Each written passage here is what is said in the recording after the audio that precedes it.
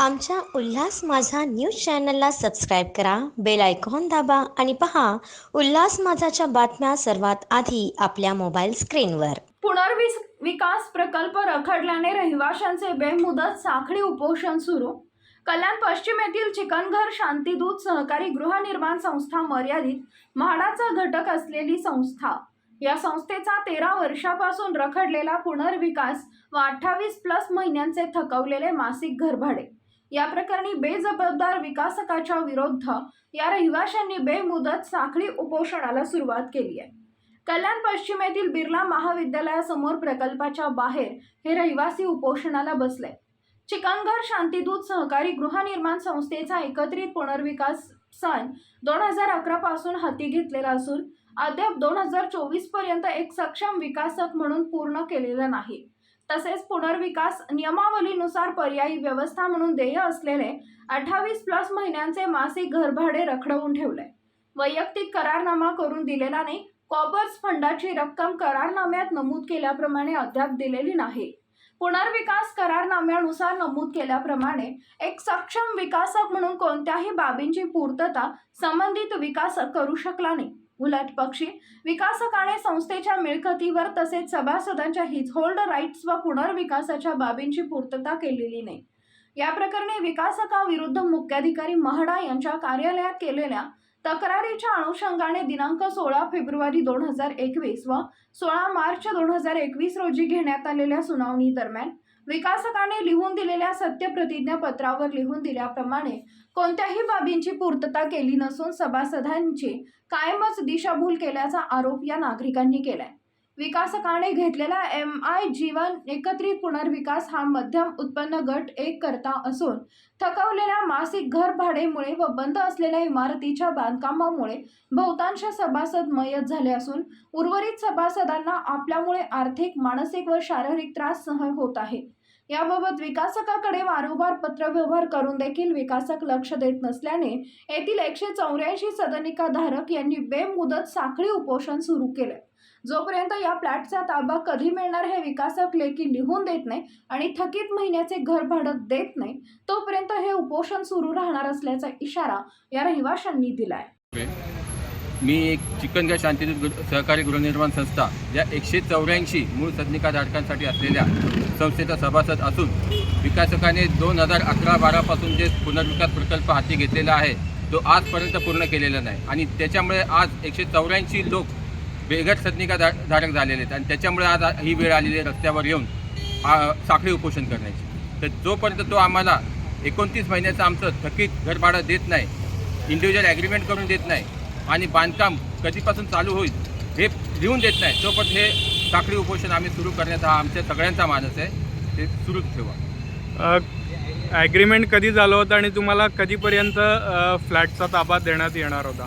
2011-12 त्यांनी जी आहे पुनर्विकास प्रकल्पाची प्रक्रिया ती पूर्ण हातात घेतली होती आणि त्याच्यानंतर 2014 रिडेव्हलपमेंट ॲग्रीमेंट करण्यात आलेली. म्हणजे त्याच्यामध्ये जाणीवपूर्वक उशीर केला की काही ना काहीतरी तडजोड करण्यासाठी आणि काही गोष्टी अशा त्यांनी घडून पण आणल्या. ताबा कधीपर्यंत देण्यात येणार होता? ताबा त्यांनी असं सांगितलं होतं, म्हणजे जो आमचे विधी सल्लागार काझी साहेब आहेत त्यांनी जो ॲग्रीमेंटमध्ये लिहून दिला होता की 36 महिन्यानंतर ॲग्रीमेंट झाल्यानंतर 36 महिने. पण त्यांनी जो आहे मसुदा पुनर्विकास करारनाम्याचा जो मेन मसुदा आहे त्याच्यामध्ये पण बदल घडून आणला. त्याच्यामध्ये त्यांनी टोटल CC मिळाल्याच्या नंतर 36 महिने, म्हणजे आता त्याला पण 2014 तुमचं रिडेव्हलपमेंट ॲग्रीमेंट झालं आहे. CC तुम्हाला किती कधी 6 ते 7 मजलेच बांधकाम केलेलं आहे आणि रेंट पण जे आहे मासिक रेंट ते पण 29 महिन्यापासून थकवून ठेवलेलं आहे. मी शांतिदूत गृहनिर्माण सहकारी गृहनिर्माण संस्थेचा खजिनदार म्हणून काम पाहतो. हा टायकून्स यांनी हा प्रकल्प 2011 साली घेतला, परंतु ॲग्रीमेंट मात्र केलं सोसायटीशी 3 वर्ष 4 महिन्यानंतर, म्हणजे 12 ऑगस्ट 2014 रोजी त्यांनी ॲग्रीमेंट केलं. ॲग्रीमेंटनंतर पहिली गोष्ट असते की विकासकाने संस्थेचा जो प्रकल्प आहे त्या प्रकल्पाच्या 20% बँक गॅरंटी म्हणून द्यायची असते, ती त्यांनी दिलेली नाही आहे.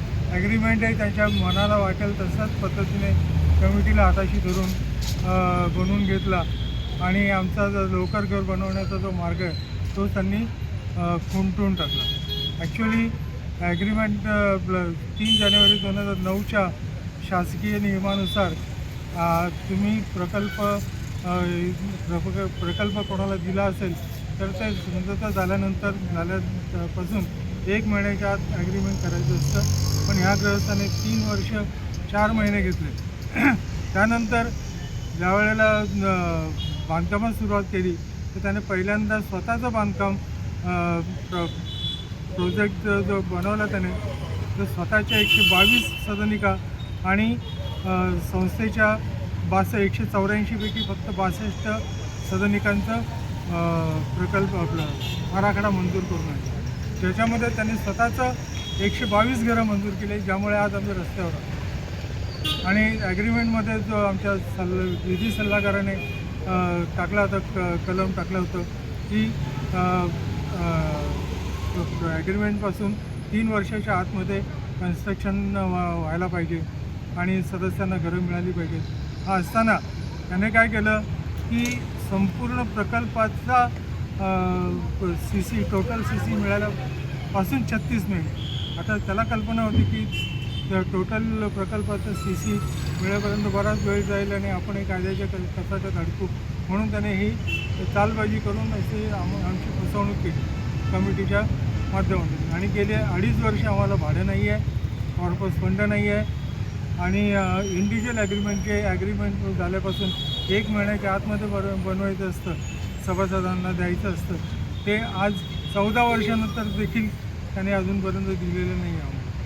आता काय मागणी आहे तुमची? आमची मागणी आहे त्याने आमचं पहिल्यांदा इंडिव्हिज्युअल ॲग्रीमेंट करून द्यावी, अलॉटमेंट लेटर द्यावीत आम्हाला, आमचं थकीत 31 महिन्याचं भाडं द्यावं, कॉर्पस फंडाची रक्कम द्यावी आणि आमचं बांधकाम पूर्ण करून लवकरात लवकर म्हणजे ठराविक वेळ सांगितलं त्याने 24पर्यंत जायला पाहिजे होतं. आम्ही 1 वर्ष आणखी जास्त देतो. आणि त्याने स्वतःच्या प्रकल्पाची निर्मिती करण्यावर सर्व पैसा खर्च केला आहे. आमच्यासाठी काहीही ठेवलं नाही. आमच्या जागेवर लोन काढून स्वतःची 22 मजली बिल्डिंग बांधली आणि आमच्या अशाच 5-6 मजली बिल्डिंग. आमच्या उल्हास माझा न्यूज चॅनलला सबस्क्राईब करा, बेल आयकॉन दाबा आणि पहा उल्हास माझाच्या बातम्या सर्वात आधी आपल्या मोबाईल स्क्रीनवर.